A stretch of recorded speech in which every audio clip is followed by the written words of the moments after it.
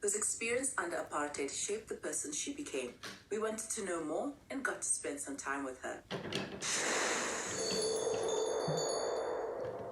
Growing up in Salt River, Cape Town, during the 1960s left an indelible mark on the mind of young Rehana Khan. It shaped not only her memory, but laid a foundation for the person she was to become. Many of her fondest memories are from the streets that she walked and played in. I grew up here. This was my formative 7 years of my life. I played and had my most memorable times, I would say, of being in this community. Not just playing in the road, it was also attending funerals and weddings, whether it was Christian, Muslim or Hindu. Khadat aunts were always a very special night on a Thursday night here, because invariably, as you can see, the row of houses would result in a khadat or more than one khadat in a month.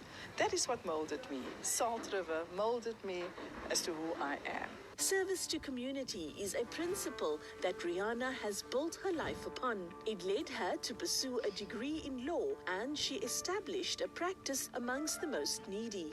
My law practice started in 1993. I always knew I wanted to be a lawyer. After I completed my articles of clerkship, which I did for a very long time because I fell pregnant with my first contract, that unfortunately interrupted my contract of apprenticeship, and I had to redo it.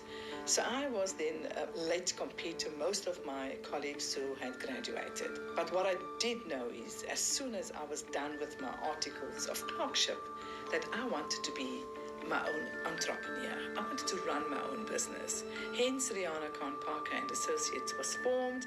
Predominantly, this client base that I had was legal aid, family law, and a smattering of criminal work. As times changed, and of course with the advent of democracy in 1994, things changed significantly for me.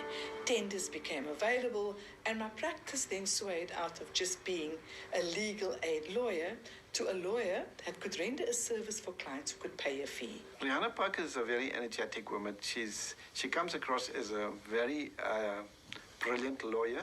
She's very committed to social justice, and she's a go-getter, you know. So she'll go where, you know, the doubting Thomases or the doubting Janes will not go, you know.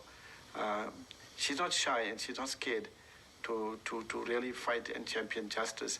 As a female attorney, it was often difficult to get opportunities, and this has led to her providing opportunities to other young women in law. It was very difficult for me when I decided to do law. I had no woman who was my role model. So for me, it was always about empowering women to take their rightful place in the economy.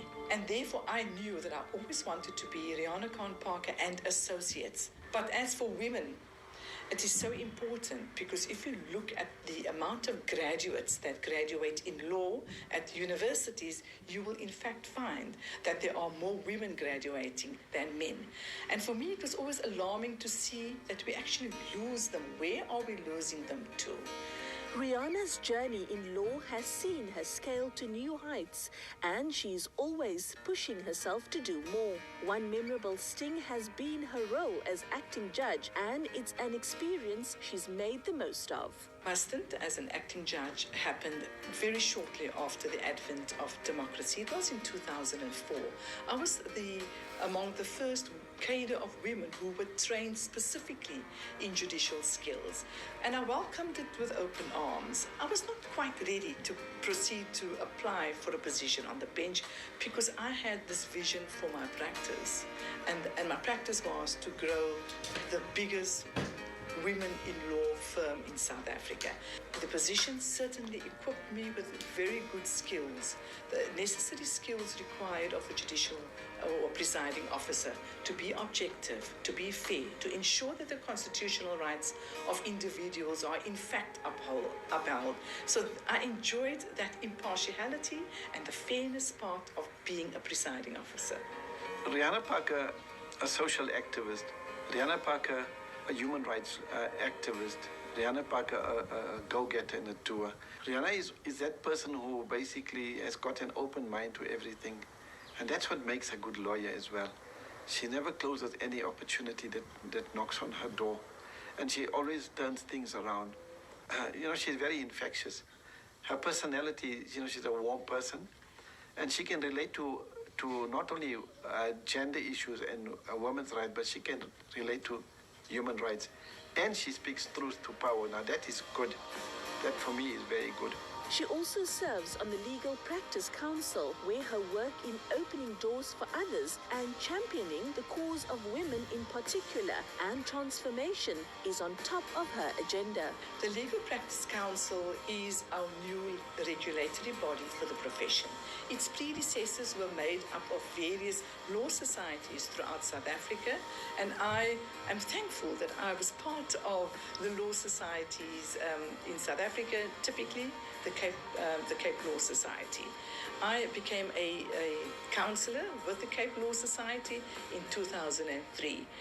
It's done on a quota system, so there's an equal representation of men and women and people of colour, so that we get that balance correct. So here I am today as a counsellor for the Western Province Legal Practice Council, and it's wonderful to see that the transformative aspects has now finally been entrenched and it's legislated. In 2018, she founded the Woza Awards to recognize the achievements of women in law. It has now become an annual event that acknowledges the role women play in law and provides them with a platform to connect.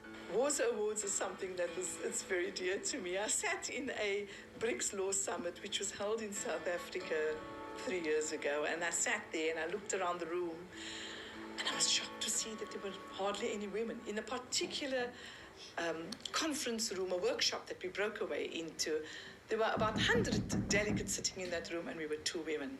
I immediately started putting pen to paper, and I said something needs to be done where we can tease out the women in the profession. How can I do it? And the idea came to my mind, tease out the trailblazers and the change makers, the academics and the philanthropists in law, and that will give them a pedestal to be recognized. Rehana's achievements span arts, culture, law, identity, fundraising, and so much more. The common theme, however, is service to humanity, and her shoulders are those of a giant in this field. For the girl from Salt River in Cape Town who dreamed of helping others, the journey continues.